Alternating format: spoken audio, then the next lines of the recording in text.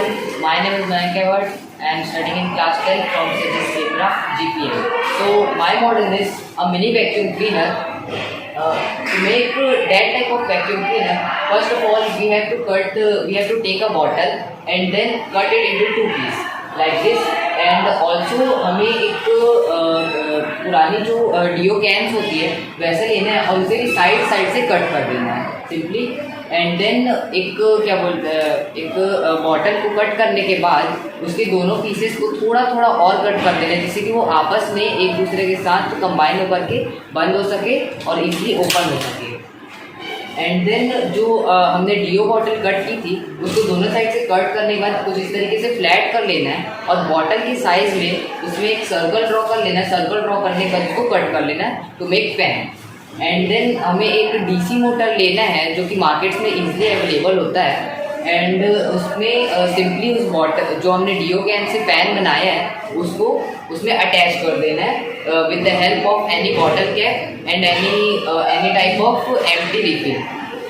And then जो bottle की bottom side है यानी कि बैक साइड है उसमें कुछ होल्स बना देने हैं जिससे अच्छे से हवा वगैरह इजीली एयर पास हो सके.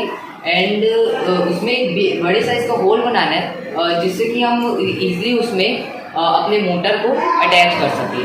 और उस मोटर में डायरेक्टली ना फिट करके हम उसमें एक बॉटल कैप लगाएंगे जिससे कि जो किसी भी तरीके का जो ग्लू हम यूज़ करते हैं सुपर ग्लू वो हमारे मोटर और इलेक्ट्रॉनिक प्रोडक्ट्स के लिए थोड़ा हार्मफुल होता है तो हम उसको बॉटल में स्टिक करेंगे.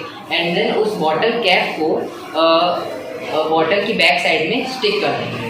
और फिर नेट बनाने के लिए उसमें एक हम नेट लगाएंगे जिससे कि जो भी कचरा वगैरह होगा वो जब भी बॉटल हमारा उसमें मतलब एब्जॉर्ब करेगा एयर के साथ में तो वो नेट की मदद से ईजिली सारा जो कचरा है वो रुक जाएगा. तो नेट बनाने के लिए सिंपली हमें कट कर लेना उसी के साइज़ का.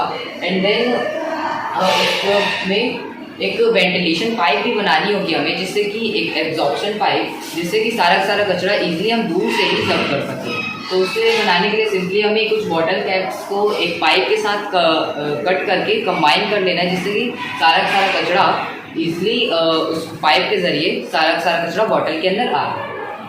एंड देन उसमें हम किसी भी तरीके का ऐसे एक हैंडल वगैरह लगा सकते हैं जिससे इसे कैरी करना इजी हो जाए और डेकोरेट कर सकते हैं. और हमें उसके बैक साइड में जो मोटर है उसकी वायरिंग का भी ख्याल रखना है जिससे कि जब वो जो मोटर है वो एक फैन जब घूमता है तो उसमें वो दो तरीके से घूमता है वो डिपेंड करता है उसकी इलेक्ट्रिसिटी पर. यानी कि अगर उसमें पॉजिटिव टू नेगेटिव जाएगा यानी कि सीधा जाएगा तो फैन अगर सीधा घूम रहा है तो जो क्या बोल सकते हैं कि जो फैन है वो सामने की ओर हवा फेंकेगा. बट अगर उसी कनेक्शन को हम उल्टा कर देते हैं तो जो फैन है वो सामने की ओर से हवा देने के बजाय वो खींचेगा. और खींचने के टाइम पे ये होगा कि जो सामने की बॉटल की हवा है वो सारी हवा पीछे की ओर से होल्स के ज़रिए बाहर निकल जाएगी. और बाहर निकलने के बाद वो जस्ट क्या बोलते हैं वहाँ पे वैक्यूम आ जाएगा और वैक्यूम के ज़रिए सामने से जो होल है यानी कि जो एब्जॉर्प्शन पाइप है उसके ज़रिए सारा कचरा बाहर आ जाएगा.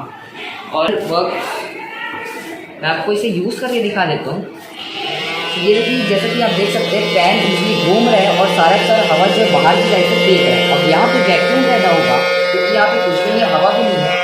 एंड देन ये जस्ट सारे कचरे को खींच लेगा लाइक दिस.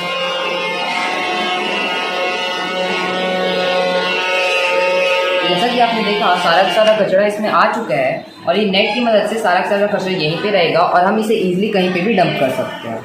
तो ये मॉडल बनाने का मेरा मेन रीज़न ये था कि ये जो मॉडल है बहुत सारे घरों में जो नॉर्मल मिडिल क्लास फैमिलीज होती हैं वो एक वैक्यूम क्लीनर अफोर्ड नहीं कर पाते बिकॉज वो बहुत ज़्यादा कॉस्टली होता है. 5 to 4,000 रुपीज़ का होता है. बट ये वाला जो मेरा मिनी वैक्यूम क्लीनर है वो जस्ट 100 रुपीज़ के अराउंड में बन के पूरा रेडी हो गया और ये पूरी तरीके से वेस्ट मटेरियल से ही बना हुआ है.